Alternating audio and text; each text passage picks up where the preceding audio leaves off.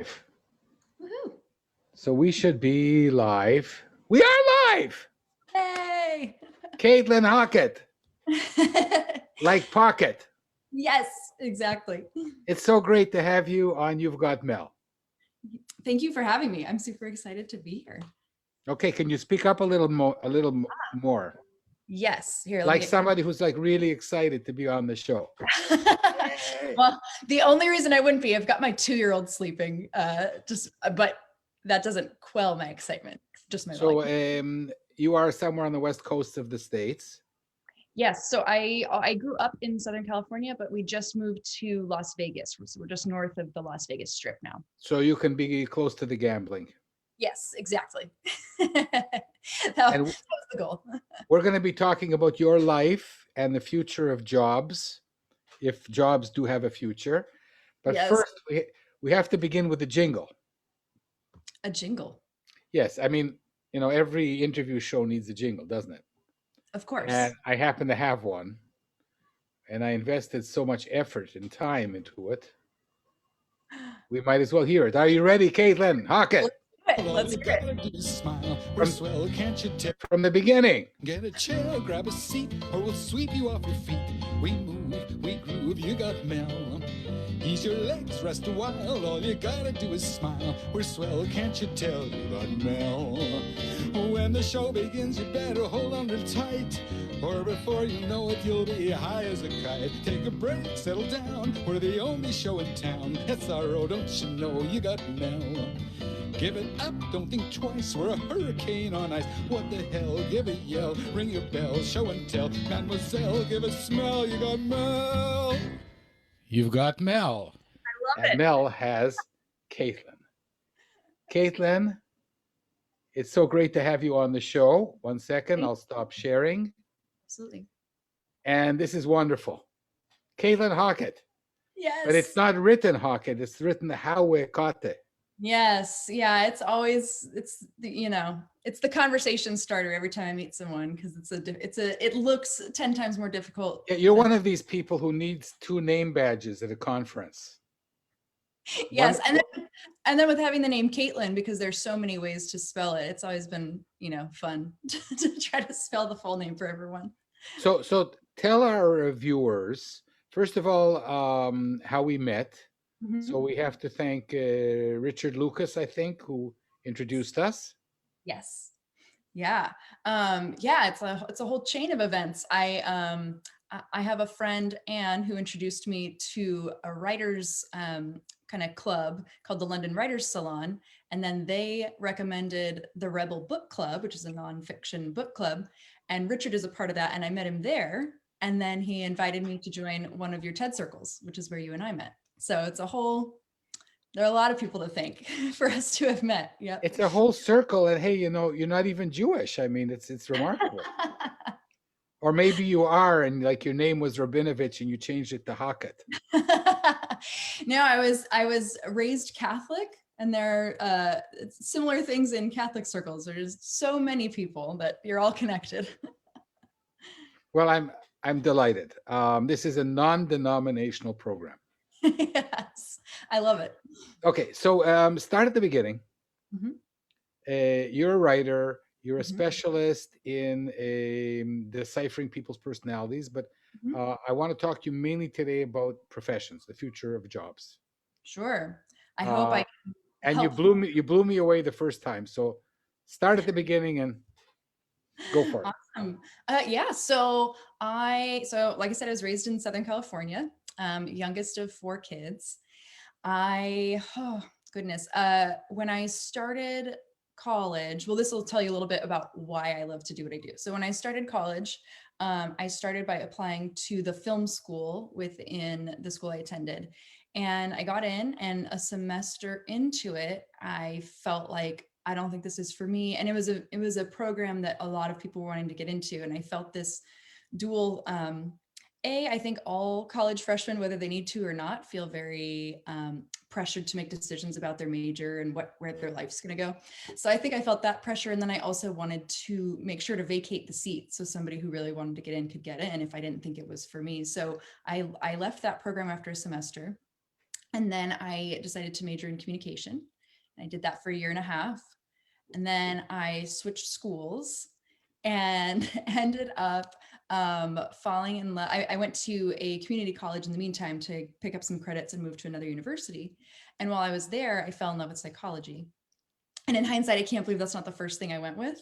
But it makes sense. I love storytelling and communication, so it makes sense I did those things first. But psychology is such a fit for me. So I ended up graduating with my bachelor's in psychology, and then I went back to school a few years later after working a few years full time, and I went back to school in a counseling program to become a marriage and family therapist. And I was 2 years into the 3.5 year program, and I felt like I just got that feeling again that I wasn't on the exact right path for me. Even though I loved it, there was so much I loved about it. There was something telling me that I was supposed to go another direction.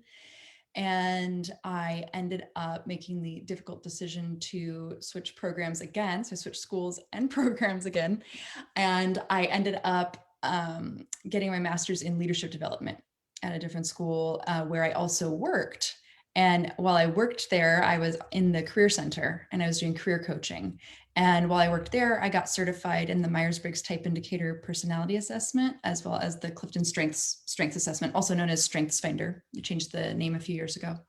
And then after that, since then, I've been doing all of my own sort of like freelance coaching with people to at all different stages of careers. For some people, it's younger students figuring out their majors and their career path. And for others, it's like a mid-career transition and sort of reevaluating where they are. And then in addition to that, I do writing. Somewhat, some of my writing is directly related to those topics, and some of it is a little more broad in terms of life and relationships. Yes, and I'm going to put us side by side now because that was a great story. And now we're side by side, so I can ask you questions. Oh, excellent. What were you like as a little girl? Oh, so my mom tells me that I was always happy and carefree. That's what that was, which I still have a little bit of that in me, but also the older I got, the more I worried about things. So sometimes I try to tap into that. But I was definitely, I believe, a like a textbook youngest child, pretty outgoing.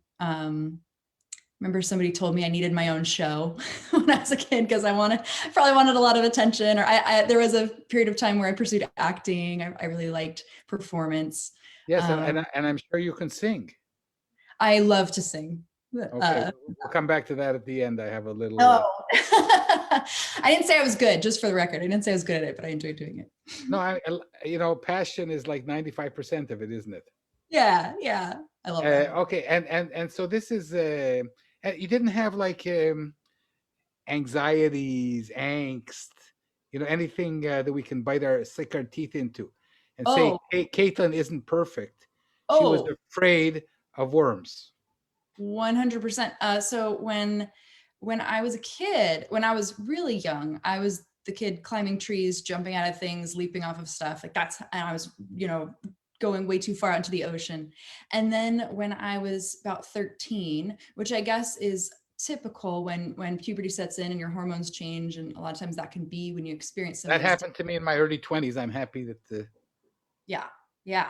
So I had anxiety, and this is something I only recently opened up about more broadly, but years into it, I saw somebody formally for OCD, or obsessive compulsive disorder.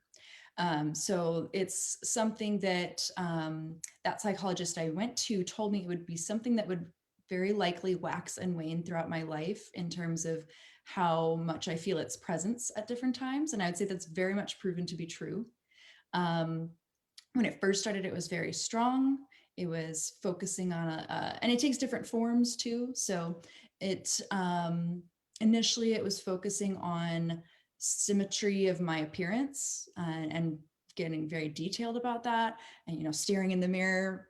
Is this ear higher? Or just looking at things like that, which might not be pure OCD, but definitely anxiety. Oh, I'm not judging anyone else. Definitely not. It was just it was purely focused on myself. But then basically one thing that has been a very strong theme throughout my life, and the form that this anxiety takes for me, is a really strong concern about never wanting to, especially not intentionally, like hurt anyone's feelings or do wrong by anyone. And that's something that makes a lot of what I love to do difficult, because I love people and I want to interact with people, but then I also have a lot of worry afterward about, did it go okay? Did I say anything offensive? Did I hurt them? And so that's a lot of the form that my anxiety takes, in addition to things like sometimes it can also be concern about health. So something like the pandemic for someone like me was especially hard hitting. I mean, it hit all of us very hard, but it definitely tapped into probably some of my deepest fears. So yeah, definitely not perfect. It was a very charmed childhood up until that point for me, I think. Hmm. So let's get this over with. Yeah. This show is guilt free. It's worry free. You can't insult me any more than the world has. All So right. just go ahead and say it. Mel, you're bald. Go ahead, say that. Get it out of your system, Caitlin. Yeah. Okay, Mel, you're bald. Oh no. Okay. So Thank you. you're. I've read some of your writing, Mm-hmm. and you're an incredible writer. And one of our New Year's resolutions is Mm-hmm. that we are going to help each other to pursue our books this Yes. year. Yeah. My book is going to be about all the funny things that happened to me in my life and what I learned from them. I What love is it. your book going to be about? So the book that I'm working on and probably have been turning over in my head for a few years, it's about the concept of good enough, and the ways that we think about that phrase. Sometimes we think about it in terms of um, thinking, I'm not good enough. I haven't risen to the occasion yet. I'm not quite there. I'm not good enough to begin. I'm not good enough to throw my hat in the ring. Other times we have this approach of, good enough. And then good enough suddenly means like it's not that great. So in thinking about this, I started thinking, how do we define good enough or enough? And how do we know when we've reached that point? Because it seems like a moment in time, if it can both mean I'm aspiring to something and, oh, I settled. So I find it very interesting. And so I think that, especially given my interest in personality types and strengths and what makes all this different, I think enoughness is defined differently by all of us. And so I think we have to figure out what that is for us individually so that we can know when we're sort of in that zone in our own lives. Incredible. So Thank you. we're going to help each other through this. Hopefully, yeah. If my child allows me to to be working on this book this year, then that's what I want to be But happening. my child is the 5-year-old inside of me. It keeps getting me to do something else every half an hour. Oh yeah. Not only do I have a physical child outside of me, but I also have the internal child that does that. It can be very difficult to stay focused on any one thing because I get excited about so many things. So Caitlin, I'm telling you right now, I'm going to have you back. Oh, well, thank you. So let's talk about professions. Yeah. Let's talk first about professions, Mm-hmm. and then about personality testing. Mm-hmm. I'm going to take you a bit outside your comfort zone because usually you like to talk about this Bristol Squibbs test. Right. And and it is true that you did guess my personality within half an hour of knowing me over Zoom. Mm-hmm. So I think you're an incredible reader of people. Oh, thank you. But what is the future of work? Oh, so that is a difficult question for me because I, while I think ahead and plan ahead, I've found that I'm not so great with predicting exactly the vision of what things will look like, especially in the way that things are at the moment, where it seems like everything can change exponentially within the course of a month or two, given technology right now. Um, Obviously, I definitely think like a lot of people that I see a lot more flexibility and changing in the way that we define work and workplaces. I think the pandemic probably sped that up quite a bit with people working from home and telecommuting. So I think as we're already seeing, there are a lot of workplaces that are going to continue that. I think even long after the pandemic fades, I think they're finding, some people find they prefer it, some companies prefer it, they don't have as much with overhead costs for office space and things like that. So that's one thing I feel pretty confident about. I'm also seeing just anecdotally, because I do a lot of freelance work and I do everything on kind of as a contractor basically. So I don't know if this is just my what do I want to say, my uh, like my echo chamber or something like that, that I'm just seeing tons and tons and tons and tons of people doing that. There's so many people going out and carving their own path and just really really defining what they want their lives to look like in a very specific and tailored individualized way. So I think that's going to continue. I don't know what that means for some traditional work though. I'm not sure how that may. Did you agree with these doomday scenarios that so many jobs that we train people for aren't going to exist in 10 years? Do you ascribe to this? I Yes and no. My guess would be that there are going to be a lot of things that we're already behind the curve on by the time we reach what we were preparing for. But I don't think everything. I think a lot of times we maybe overshoot our imaginings of what something's going to be like, but I definitely think there's something to it. We can already see it now. Like I was in college 10 to 15 years ago in my programs that I was in, and I mean, so much of what's available right now wasn't on my radar. Like even 2 or 3 years ago, like things that are so big now, like a lot of entrepreneurs or a lot of freelancers and everything, they do their own courses, their own e-courses, and that's become so huge, the online learning space, especially during the pandemic. It's been so many people are at home and want to learn new things, and so that's what a lot of people's businesses have been about. And I was just telling my husband, wow, but so my son's 2.5, and I said, when I was working on my own but didn't yet have him, I didn't even know that was something I should be working on, because I would have tried to crank that out and do that before he came along. So yeah, so I think there's something to it. I don't know if it'll mean that everyone should if anyone in college right now or high school should worry that they won't be well prepared. I don't think that's the case, because I think everybody, one thing I think is that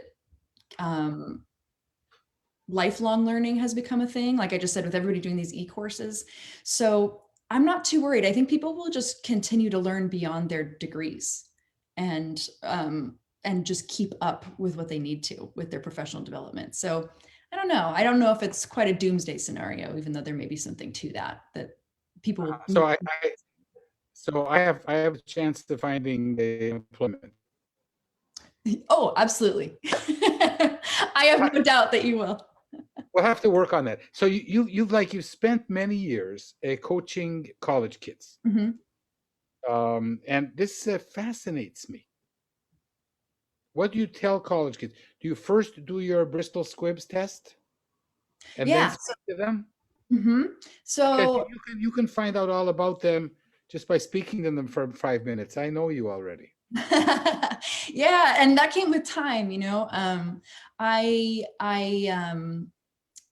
typically when I would meet with them, like when I worked at the university and they would come in the doors and want some help, a lot of times it would first just be a conversation about figuring out what it is they need exactly. Some people might have been totally lost about what major to choose. Some people might have been feeling torn because they started in one major. Maybe their parents wanted them to major in that, but they're finding they're drawn to something else.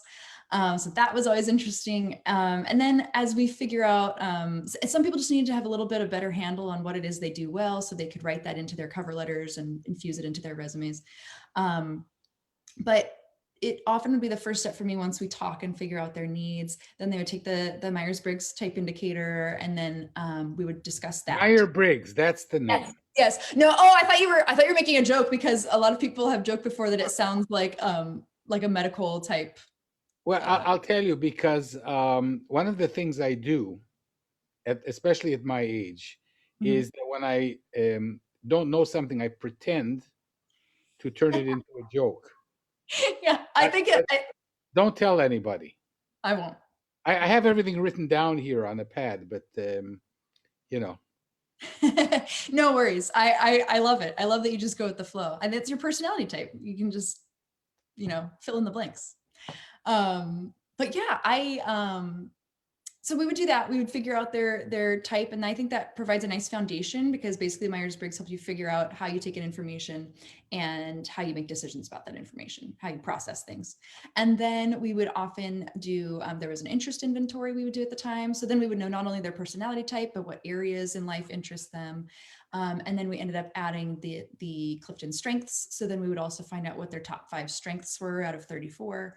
And so all of these things together, I would sit and I'd have conversations with them, and it would help them sort of see outside of themselves to be able to read about the way that they operate. It helped make things clear, because a lot of times, we presume that a lot of other people are just like us. And so in a way, being able to see, oh, there are actually these like 16 different types within this framework, or there are 34 different strengths, and these are your 5. I think sometimes having the comparison, being able to see where they fit in, and that there are so many other people with different strengths and different personality types, I think that helps people realize what makes them stand out. So that is mainly where we would start as we would work through things together. But also, things change during your life. I was happy being a scientist. Maybe it wasn't my first choice. Yeah. For 30 years, and then I wasn't happy anymore. So it's very hard. I want to challenge you with the opposite way to look at it. Sure. Okay? Because when I was in high school, there were also counselors. And there was just like, I don't know, 40 professions. You could be a milkman, an egg-man, right, fuller brush man, a mailman, right. And these other things. And it was like, pick one or two. And then you'll know that if you want to be a milkman, you have to study dairy engineering or whatever. Yeah. I'm being facetious, you know me already. But but I became, in my career, an expert in bad breath. Interesting. Yes, one of the few in the world. Yeah. And I had a wonderful career studying, doing research on bad breath and smelling people's mouths. This is true, by the way. Oh, I believe you.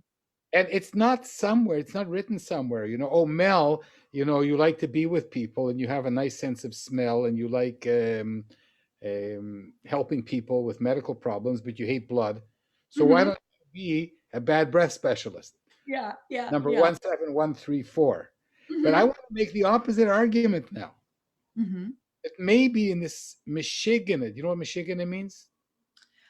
I'll need context. I've heard it before. In this crazy time. I was just checking to make sure that you weren't Jewish. In this crazy Michigan time, maybe we need tests, not to find out that you are an FRCQ, but that you are Mel, that you are Caitlin, that you have what you have that nobody else has. Right. And maybe it's time to rethink this in the opposite direction. Yeah. Oh, I mean, this is something I think about a lot. I think it's the reason that I enjoy multiple frameworks, because I think they add layers of nuance. So for instance, you find your Myers-Briggs personality type preferences, and then you maybe find your strengths. So then you can take, so I'm an ENFP, you can take one ENFP and another ENFP. And then I'm an ENFP too. Yes.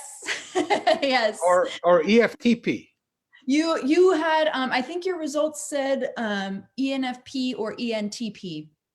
So you should read about both, because they're a little different. That's the same as you. Yeah. We're the same. You're an ENFP. A champion. Yep. Yes. Yep. And but this is the whole thing. We're both ENFPs, Hmm. but we're such different people. Right. Right. You And have so, you have OCD. I had agoraphobia for many years. We're different. yep. We all have our own flavors, right? Of things that we Well, bring to the table. yeah. So keep going on this. Yeah, so I think sometimes what is great about learning where you stand within different frameworks, because I don't think any of them are the be all end all. I don't think any of them totally define us, but I think it can create a really fun overlapping picture of what a person is like. So we could take you and me, and we could have, five other ENFPs in a room. We would probably all have, maybe some of us would have some of the same top five strengths on Clifton strengths, but we would all have a different combination. It's almost guaranteed. And then you might take something else, like a really popular one right now is the Enneagram. And that one kind of tells you about your motivations. So you can have an ENFP who's very motivated by achievement. You could have an ENFP who's motivated by the desire to be loved or worthy. You can have an ENFP who's motivated by the desire to avoid negativity or pain. So everyone has different reasons for why they do things. They have different ways that they do things based on what their strengths are. But obviously, so you and I would have similar processing systems, but we have different things that have been put in there, both naturally and through nurture throughout our lives, that make us approach things differently. But what's fun is you can see common threads. So for instance, I have this friend, her name is Joyce Mang. She has a YouTube channel, and she interviews people of all different personality types on there. And she did a panel of there. So there are 9 different Enneagram types. So what she did was found 9 ENFPs, so all the same Myers-Briggs personality type, but who each have a different Enneagram type. And she interviewed all of us on this panel. And so by doing that, we were able to see, wow, different Enneagram types show up really differently. But there's this common thread that I can see in what it means to be an ENFP by seeing 9 different sort of flavors of it right in front of me. So you can, it's in my mind, it's like these. But Caitlin, would that common thread Mhm. lead you to become a bad breath specialist? No, no, there There are you things. Yeah, I totally agree. There are so many things that we can't account for. And I don't know, to me, to me, so this is how I feel about all this personality stuff, and why it's helpful to me. Um, Basically, okay, well, actually, let me put it this way. So when I was studying to be a therapist, one of the last classes that I took that I loved, that has made a huge impact in my life, was a couples therapy class. And so we talked about a lot about dynamics between any two given people. And basically, what I learned in there was it's never that one person or the other, not never. Sometimes there's somebody who's abusive or something like that, but it's not typically that there's one person and another where it's just either your fault or your fault entirely. A lot of times there's something that, and it's not that anyone's wrong for being who they are. It's very often that it's the dynamic between the two people. It's like, oh, well, of course, when you put somebody of this personality type and this personality type, oh, of course they might butt heads over these certain things. So there's this dynamic, and then you're not judging each other. You're just looking at, okay, what's going wrong between who the two of us are, and then addressing that. And so for me, I felt like it, before I knew myself well, with being able to point to some of these things on these assessments to make sense of all of it, I felt like who I was like this messy room just full of stuff. Like I kind of had an idea of what might be in there, but I wasn't really quite sure. And so by getting these assessments, little by little, different corners of the room were getting a little bit more organized. And after I did that, so if I can tuck away, this is how I take in information and process it, and this is what motivates me, and these are the strengths that I bring to the table, and these are my areas of interest. Suddenly, like as you clean up a room, you start finding other things. So to me, learning all these different areas actually clear up what is that thing, that would make you want to be a bad breath specialist. So I might find that gem in the pile, like, oh, so that's being an ENFP, that's being an Enneagram 2, that's having these strengths. And this is like a special leftover thing. Like this is the another bonus to who I am that now is more clear to me because I cleaned up this room of stuff and it all makes more sense to me now. And so I think especially when you take two people and you have a dynamic, if you have two really messy rooms and you're trying to sort out whose stuff is what and whose fault is this and that, it's really complicated. But if you get two people to be slowly cleaning up their rooms, then you can do things like, oh, I'm an ENFP and my husband, you're an ISTP. We both have that perceiving function that makes us kind of laid back. No wonder we have trouble organizing and getting structure. It's not either of our, we're not at fault. This just isn't how we operate. What can we do now that we know who we are and how we operate? What can we do to do that better? So that's why I like these things. And I also agree with you that there are just some things that can't be accounted for or very easily tested about us that we just kind of uncover over time. First of all, you reminded me of Officer Krupke from West Side Story. Oh, I need to refresh my. It's been a while since Where I've. he says, we're bad because we can't help it, Mm-hmm. right? And so it's intriguing because so many people are losing their jobs now. Mm-hmm. What and so while you're speaking, I'm trying to figure out. So maybe, Caitlin, there's two ways to look at this. Mm-hmm. There's the jobs that we think are going to persist, Mm-hmm. whatever they are. Yeah, I mean, Yeah. we can make a list. Mm-hmm. And there's jobs that you have that don't exist, and you have to invent them. Mm-hmm. I mean, the bad breath specialist is something I practically invented. I didn't know that there was Absolutely. 5 other people doing it around the world when I started. Mm-hmm. Um, and so maybe there has to be two choices. Mm-hmm. Like this would be the choice of doing it right, and somebody like me could use that Mm-hmm. because I got fired from my college and I don't have a job and I'm chronologically perhaps elderly, but in spirit I'm like younger than you. I'm ready to tackle anything, but there's Yep. nothing to tackle. Right. So maybe the wonderful thing that you can do Mm-hmm. is say, have you thought of? Mm-hmm. There's this profession called sock menders, Mm-hmm. and there's an internet course on it, and you're an NFLP with an angiogram of two. You might be perfect for that. So that's really great Yeah. because at any age maybe there's something out there that people are not considering, but with all your expertise, that's one thing. The Mm-hmm. other thing is the opposite, Mm-hmm. which is like the Ken Robinson side, Mm-hmm. which is saying, okay, find what you are really exceptional at, Mm-hmm. what you're really passionate about, Mm-hmm. and invent that job. Mm-hmm.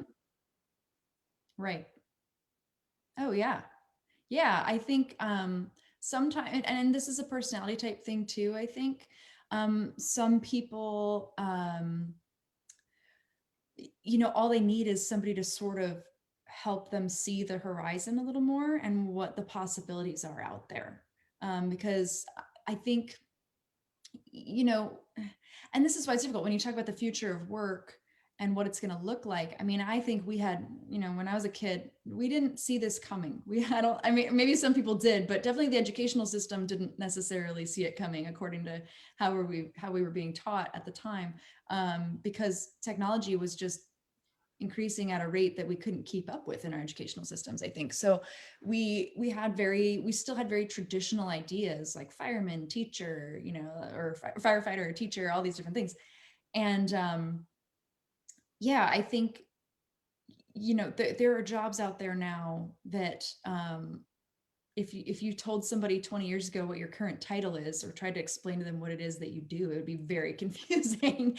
So I think I think the biggest thing that a piece of advice. UI/UX, for example. Yes, exactly. Exactly. So I think one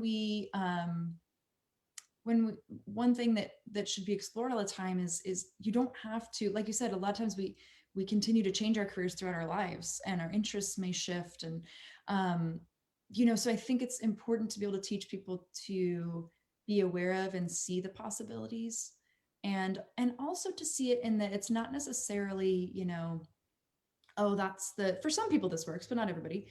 Some people say, oh, I want to be a firefighter, and they will just work toward that, and they will do that, and that'll be the thing they do for the rest of their life.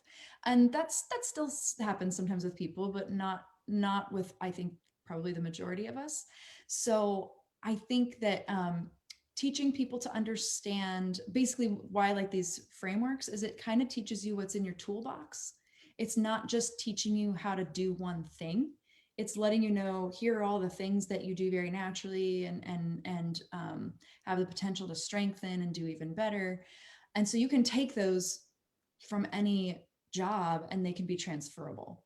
So I think being able to teach people how to pivot and transfer one skill set from a certain job to another and keep building upon it, I think those are the main things that we need to be learning Okay, and teaching. I'm going to stop you here because I agree with you. Not that I've disagreed with you today, Mm-hmm. but I think this is the most important part, Mm-hmm. and that's what we're not teaching at colleges. Right. Is the pivoting, Mm-hmm. is what I call thinking between boxes, Yeah. taking Yeah. one profession. I told somebody very dear to me, and you tell me if I'm right or wrong, Mm-hmm. because I'm very passionate about this. Having changed so many jobs in my life, and Yeah. inventing a couple, is to take your profession, Mm-hmm.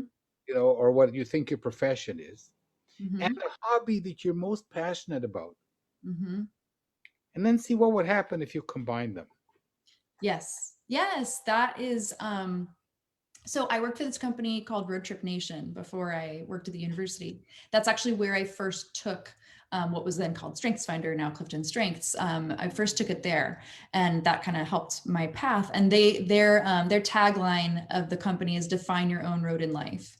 So their whole thing, the three founders of the company, after they got out of college, they were like, "We don't want to use these degrees. We're not. This isn't the path we want to go on." So they hopped in this RV that they painted, and they went across the U.S. and they interviewed different people in all different career fields, and then they ended up creating a company out of film. They filmed it, they did a documentary film, and then they now have a television show that they do every year, and they have other people come in, and they sometimes, like, they'll have a STEM focus with the sciences, or design, or they'll have different themes for each trip, and they'll interview all these different people and ask them, how did you get here, what was your path, how did you follow your passion? So anyway, really fascinating stuff. And I think that really helped me to be there in my like mid to late 20s. That really helped shape my view of career paths by seeing all these different stories. And they have a tool on there. Now, I'm not going to remember exactly now. I believe they had like a skill that you love, and then like two areas of life that really interest you. And then they would show you, when you combine these, it's this little assessment tool they have, when you combine them, what are the possibilities? So they have this database of people who have filled it out according to what their experience has been. So if a student wants to go in there, or anybody really, they can say, I love writing, and I love psychology, and I love law. And they Is can look that at, is that accessible? Can you yeah. so listen? Beneath the wonderful video of our conversation, Mhm. uh, please put a link Sure. to this roadmap company, Mhm. because I think it's incredible. Yeah, I'm going to make a note of that. I will share that right after. And also, maybe you can add your website and some of your wonderful articles. I can say that I've read some of your writing, and it's wonderful. Oh, thank you. Thank you. I appreciate that. You're very gifted, and Thank now I'm going to stretch you and see whether you are a gifted singer, Oh, as oh goodness. because at the end of each show of You've Got Mel, we talk about the Beatles. hmm Now, I know that you're a very young person, but perhaps you've heard of the Beatles. Oh, my dad loves the Beatles. And are you on good terms with your dad? Yes. Oh, yes. Yes, very. So I'm sure you'd love to sing him now his favorite Beatles song. What Oh would God. that be? Oh, Oh, you know what? Let me look it up real quick. You throw out a couple because I know I'm just blanking I right don't. now. I never throw out a Beatles song. I love all of them. Okay. I'm going to say, um, so one of the first ones that comes to mind is Imagine. That's Okay, but that's a John Lennon song. yeah. Oh, right, right, right, It's a right, right. wonderful song. Yeah, that's true. Let me see. I'm gonna look and see what I would say is his favorite. Oh, I really, I'm Yeah, thinking right. it could be a song that you love and dedicate to your daddy. Yeah. Um, I want to interview your daddy if he loves the Beatles. oh, he's wonderful. You would love him very much. He's an Okay. INFP, He's an um, INFP? which is very, very similar to ENFP. Yeah, Ah, just okay. on the introverted side. Yeah. So the first one, for whatever reason, I don't know why this one. Oh, you know what? There are two. There are two that I love. You tell me what you think. So growing up, I don't know why. One second, Caitlin, this show is about you. Okay. You decide. I'll have you on the show again in a month or two, Okay. and we'll continue our wonderful discussion. And if people want to ask questions Yeah. about this wonderful talk, write to me or to Caitlin, and we'll talk about them next time. Because Yeah. I think we've just scratched the surface here. Totally. Totally. Um, okay. So I'm gonna choose. It wasn't in this list that I'm looking at, but when I was growing up, my dad's parents had an organ in their house. And for whatever reason, I took piano for a few years, and every time I was at their house, I would play Yesterday. I don't know A why. wonderful choice. Yeah. Yeah. So I don't know how much of this Go for it, dear. people sing. I have to sing the whole thing or just a part of it? No, just a part of it. Okay, let me look at what my favorite lines are. Um, You uh, should start at the beginning. okay. All right. Oh, okay. Does everybody do this on your show? I don't. It's like it's like bungee jumping. So people travel to Timbuktu, to the highest bridge in the world, to do the bungee jump, Yep. and I'm saving you all that money. And so yes, most people do it. Yes, but I All mean right. there are those who say, "Oh fuck no, I'm not jumping off this bridge." But I know because you're an ENFP, which the E stands for extrovert. I know you're going to do it. Yep. Oh, I'm gonna do it, but I will say I don't know that this is I don't know that I chose a song that's in a key that's great for my voice, but we'll see. Okay. You can pick whatever key you like, dear. All right. Okay. So let me remember what it was like playing this. Okay. All right. Yesterday, all my troubles seem so far away. Now it looks as though they're here to stay. Oh, I believe in yesterday. And I'll sing the next No, one. suddenly. Keep going. Suddenly, I'm not half the man I used to be. There's a shadow hanging over me. Oh, yesterday came suddenly. Why she had to go, I don't know. She wouldn't say. I said something wrong. Now I long for yesterday. Yeah. Yesterday. Love was such an easy game to play. Now I need a place to hide away. Oh, I believe in yesterday. There we go. Dee da da da dee da Yes. da. Beautiful. Thank you. I can feel my voice quavering. I was nervous, but thank you very much. That was fun. Uh, Forget about the jazz police. It was beautiful. Thank you. So if there's a job, maybe somewhere in the world, there's a profession for people who convince other people to Hmm. sing Beatles songs. Hmm. I would like to apply for that position. Hey, there are people, I don't know, I can't remember who he was, but I'll have to find the clip for you. There was a man who went around walking up to people and telling them to finish lines of songs. And he happened to walk up to, I think it was in London, he walked up to a woman who's a professional singer, and she was in the tube, and she just blew him away. And then I think she ended up being on Ellen or something like that. They both went to the show, and then I think it was Ellen. And then anyway, so now it kind of like helped her career and everything. So there are people who go around doing stuff like that. I could definitely see you being an excellent on the street interviewer. Okay, it won't work today, but maybe in the future. And somebody will pay me for that. I will stand on the street and get people to finish sentences, Hmm. and I will get a salary. I mean, if you get enough followers on YouTube, I don't know how that payment works, but it's worth a shot. Yeah. What is this profession going to be called? We need a name for the profession. Oh,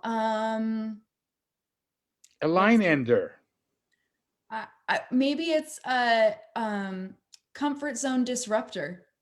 Oh, I love that. A CZD. Yeah. Yep. I'm a CZD. I Yep. love it. Me Okay, too. now we just need to find an employer. You can be your own employer. I am already, but I don't pay myself very well. Well, that's the beautiful thing about nowadays is that if what people collectively find if people collectively find what you do to be valuable and entertaining and lovable, then the people pay you really via their attention and their likes and their clicks and watching. And it's kind of that's a cool thing about that, some of the changes in our economy. Yeah. So. So, before we go, uh, when your parents were little, Mm-hmm. there was a game called Careers, Mm-hmm. which I always remember, where the you had to collect a certain amount of fame, Mm-hmm. fortune, and love. Mm-hmm. And it had to add up to 100, but you didn't tell anybody at the beginning of the game what you wrote. Mm-hmm. And you'd Mm-hmm. run around the board collecting these three things. Yeah. So maybe this is a time, where we have to survive, Mm-hmm. but perhaps prosper by helping one another, by giving. I'm beginning to sound like a Christian now. I worry about that. But maybe this is an era where we have to be there for Mm-hmm. each other. Mm-hmm. And then somehow the manna will fall from the heavens. Yeah. Yeah, definitely. I think this has definitely been a time for a lot of people, just a lot of reflection on what we really value the most, I think. And I can only see, I think a lot of good will come out of that, being, tapping more into what is kind of most precious to us, because I think that became abundantly clear over the last year for a lot of us. Did you have fun today? I did. Thank you. Now I can see. Because Yeah, yeah. You got me out of my comfort zone, and so now I'm. It's yeah, good. It's good. yeah. So because I want to do like I never do this, but I want to like hire you again. I'll pay you twice as much as I paid you today, and Excellent. and I want to dedicate the next interview to Good Enough. Oh, I love that. Thank you. Yeah. It, Hopefully, yeah. while you were doing that beautiful rendition of yesterday, it occurred to me that that should be the starting point for our next interview. So, Yeah. Caitlin, listen, it was incredible. Caitlin Hawekotte, don't forget to share this video. And it was incredible, as usual. And we will continue to meet and to prod one another into completing our books. Yes. Let's do it. Thank you, Mel. I really appreciate it. Thank you for having me on. Thank you very much. Bye, dear. Bye. Hello to your dear husband and baby. Oh, thank you very much. Awesome. All right, I'll talk to you soon. Bye, dear. Bye.